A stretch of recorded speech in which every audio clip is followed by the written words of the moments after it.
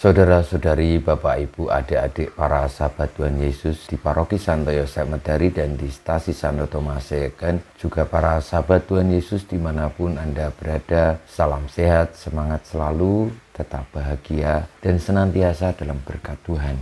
Kembali marilah kita belajar ilmu sejati pada hari Jumat, tanggal 1 Juli tahun 2022, hari biasa pekan ke-13, juga merupakan hari Jumat pertama dalam bulan. Marilah kita mengawali belajar ilmu sejati kita dengan berdoa. Dalam nama Bapa, Putra, dan Roh Kudus. Amin. Allah Bapa Maha Pengasih, kami mohon dipenuhi oleh sabda-Mu, dan semoga karya kami memberi kesaksian atas pemeliharaan-Mu terhadap setiap orang. Dengan pengantaran Tuhan kami Yesus Kristus, Putra-Mu, yang hidup dan berkuasa bersama Dikau dalam persatuan Roh Kudus, Allah sepanjang segala masa. Amin. Para sahabat Tuhan Yesus terkasih, kita akan belajar ilmu sejati dari Injil Yesus Kristus menurut Matius bab 9 ayat 9 sampai dengan 13. Pada suatu hari, Yesus melihat seorang yang bernama Matius duduk di rumah cukai. Yesus berkata kepadanya, "Ikutlah aku."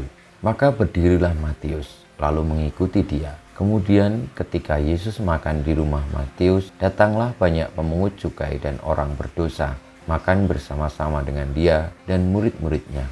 Melihat itu, berkatalah orang-orang Farisi kepada murid-murid Yesus, "Mengapa gurumu makan bersama dengan pemungut cukai dan orang berdosa?" Yesus mendengarnya dan berkata, "Bukan orang sehat yang memerlukan tabib, melainkan orang sakit. Maka pergilah dan pelajarilah arti firman ini. Yang kukehendaki ialah belas kasihan dan bukan persembahan. Karena aku datang bukan untuk memanggil orang benar, melainkan orang berdosa."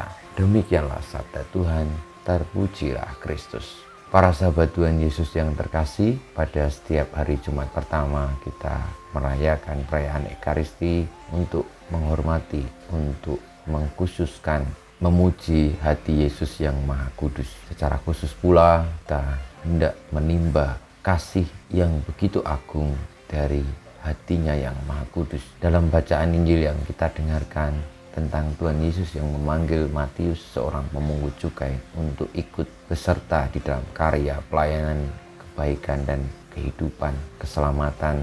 Tuhan Yesus menunjukkan hatinya yang Maha Kudus, yang menghendaki setiap orang di dunia ini diselamatkan. Maka ia hadir di antara orang-orang yang berdosa, yang memerlukan untuk diselamatkan. Dan ketika orang-orang Farisi menyaksikan hal itu, mereka lalu bersungut-sungut dan bertanya, kenapa Tuhan Yesus dan para muridnya dekat dengan orang berdosa? Apa yang diprotes oleh orang-orang Farisi ini tentunya adalah suatu hal yang wajar ketika kita melihat ada seorang yang baik, seorang yang dihormati, lalu bergaul dengan orang-orang yang di mata masyarakat dianggap tidak baik, tentu akan timbul kecurigaan. Kenapa demikian? Apakah orang yang baik, orang yang dihormati itu juga lalu akhirnya terlibat di dalam hal-hal yang buruk yang ada di dalam orang-orang yang di mata masyarakat itu buruk? Tentu tidak demikian. Kita perlu melihat lebih jauh. Apa maksud Tuhan Yesus ketika ada di tengah-tengah orang-orang berdosa itu? Sama sekali bukan untuk kepentingannya sendiri, tetapi demi keselamatan orang-orang yang berdosa ini.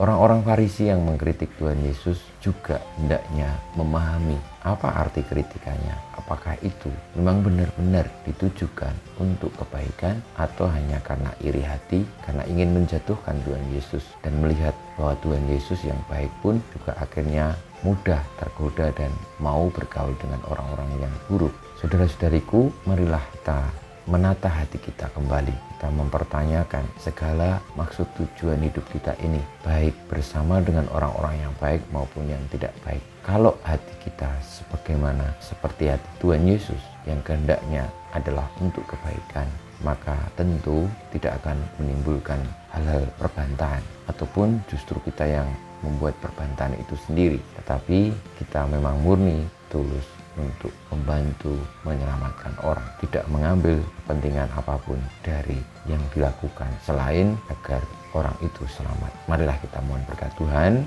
Kemuliaan pada Bapa dan Putra dan Roh Kudus seperti pada permulaan sekarang selalu dan panjang segala abad. Amin. Ya Yesus, jadikanlah hati kami seperti hati-Mu. Tuhan, bersama-Mu dan bersama Roh-Mu kita semua hidup kita, perjuangan kita untuk memiliki hati seperti hati Tuhan Yesus, senantiasa dibimbing, dilindungi, diberkati oleh Allah yang Maha Kuasa, Bapa, Putra dan Roh Kudus. Amin.